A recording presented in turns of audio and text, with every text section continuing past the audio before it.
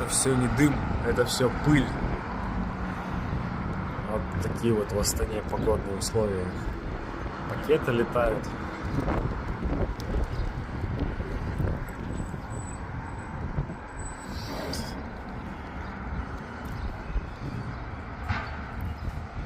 Просто вон там на стройке горят.